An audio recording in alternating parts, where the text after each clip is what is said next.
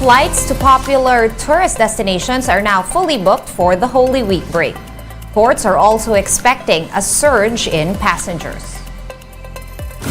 One of the masterminds in the killing of Governor Roel Degamo was arrested today.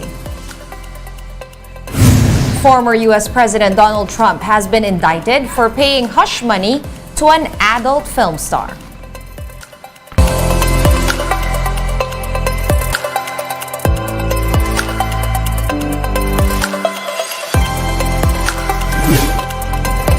Fast, focused, and fearless. Here's a roundup of stories we're watching now. I'm Sean Yao. Most domestic flights for the upcoming Holy Week break are now fully booked. The Manila International Airport Authority says that flights to Palawan, Caticlan, Cebu, and Bohol have reached capacity. The MIAA also noted that most international travelers are headed to Japan. Over 1 million passengers are expected to flock to airports for the Holy Week. In anticipation, the MIAA has asked airlines to open their check-in counters earlier. Passengers traveling by sea are also expected to double from last year. The Philippine Ports Authority estimates some 2 million passengers to flock to local ports for the Easter break versus the 1.2 million recorded last year. The ports of Batangas, Iloilo, and Calapan, Mindoro are seen to get the most traffic. To prepare for that, the PPA has implemented a no-leave policy for employees from April 3 to April 10. The MMDA is allowing provincial buses to traverse EDSA on Holy Week. From April 6 to 10, the buses will be permitted to ply Metro Manila's main thoroughfare in anticipation of the passenger surge on that weekend. Buses coming from North Luzon will terminate trips at terminals in Cubao, while trips from South Luzon are until Pasay. In other news, 22 people are still missing after a passenger vehicle caught fire off of Balok-Balok Island late Wednesday night. According to the Basilan Provincial Disaster Risk Reduction and Management Office, 29 have been confirmed dead. 11 of that number drowned, while the rest burned to death. The search for the 22 missing passengers is still ongoing. The Philippine Coast Guard denies that the MV Lady Mary Joy 3 was overloaded when the fire happened. Authorities also dismissed the terrorism angle as the cause of the blaze. Una na rito, kung yung sistema ng barko ang pinagmulan ng sunog o kaya mayroong mga flammable materials na dala dun sa mga kabina at yun na maaari ding pagmulan ng sunog. Wala namang indication na mayroong terrorism na naganap. And Justice Secretary Boying Remulla has revealed that one of the alleged masterminds in the murder of Governor Roel Degamo has been arrested. However, Secretary Remulla refused to share more about the suspect, promising to reveal the details on Monday. With this arrest, Remulla considers the Degamo murder case as 99% solved. The DOJ chief also said that politics played a major role in the killing, with Congressman Arnie Teves, quote, fitting in the middle of everything. We have more stories for you after this quick break. Keep it here on One News.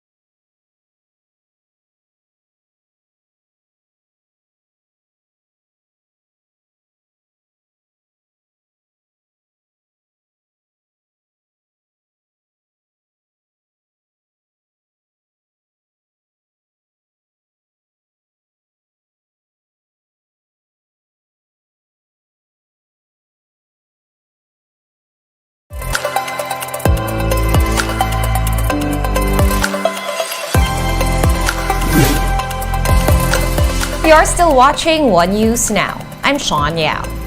Former U.S. President Donald Trump has spoken up about his indictment for making hush money payments before his 2016 presidential run. In a statement, Trump called the indictment political persecution and election interference at the highest level. The case has to do with Trump paying off adult film star Stephanie Clifford or Stormy Daniels back in 2016 to keep mum about their alleged extramarital sexual encounter. The specific charges have not been made public as yet. Trump, who has plans to run again in the 2024 U.S. presidential elections, is the first former U.S. president to face criminal charges. And soon, undergraduate nursing students may be allowed to go on fieldwork as a new curriculum is being pushed in colleges and universities. Camille Samonte with the story. The COVID-19 pandemic has worsened the country's current shortage of nurses. With this, the Commission on Higher Education is proposing a new curriculum, which will allow undergraduate nursing students to work already. Under the proposed BS nursing curriculum with exit credentials, a first-year nursing student would be allowed to work as a nursing aide or assistant. For those in second year, they would receive a diploma to be nursing associate, community health nurse, or associate maternal and child nurse. That means if we run this program, in 1 to 2 years, we have additional nursing manpower, which can already be employed in our health facilities. Because the need for help for nursing professionals is not all nursing graduates. There are intermediate individual credentials that can be used. De Vera also said this was already discussed with President Bongbong Marcos as well as the private sector, and that hospitals have expressed interest to coordinate with universities and colleges. He added that CHED is also working on the flexible short-term masteral program to address the lack of instructors in nursing and medical schools. It's difficult to recruit qualified professors to teach nursing programs. So a lot of the qualified professors are already teaching in other nursing schools. The lifting of moratorium on new nursing schools also helped close the gap on the demand for nurses. According to CHED, there are over 600,000 licensed Filipino nurses in the Philippines. Of this number, half is working abroad and only about nearly 28% work in the country. 19% work in other industries. We have to provide information on the vacancies and permanent positions in public-private health sectors based on gaps, so that if they know what is the direction for them to work, we can convince them to go there. We can harness the associations, the Philippine Nursing Association. We can harness the schools because these are alumni of schools, and redirect the interested qualified nurses to jobs that are available. The government is also looking into allowing non-board passers nursing graduates to work in the healthcare field. For News 5, Camille Samonte, we are One News. Let's now take a quick look at today's other top stories. Malacanang has announced that all government offices will suspend work by noon on April 5, Holy Wednesday. According to the Palace memo, this is in order for government workers to have ample time for travel. Agencies involved in the delivery of basic and health services, disaster response, and other vital services are exempted. Oil industry sources are expecting the price of petroleum products to go up next week. Diesel prices could be more expensive by 30 to 50 centavos per liter, while the price of gasoline is seen to increase by as much as 1 peso and 50 centavos a liter. This is due to a myriad of factors, including the stabilization of the global banking crisis, increased demand for fuel in China, and lower U.S. crude inventory. And the Land Transportation Office will conduct random drug and alcohol testing on PUV drivers to ensure the safety of commuters this Holy Week. Those who test positive will be charged with criminal cases. The LTO will also inspect PUV terminals to determine the roadworthiness of public transportation vehicles. One News Now will be back tomorrow at 7 a.m. I'm Sean Yao. We are One News. All sides, all the time.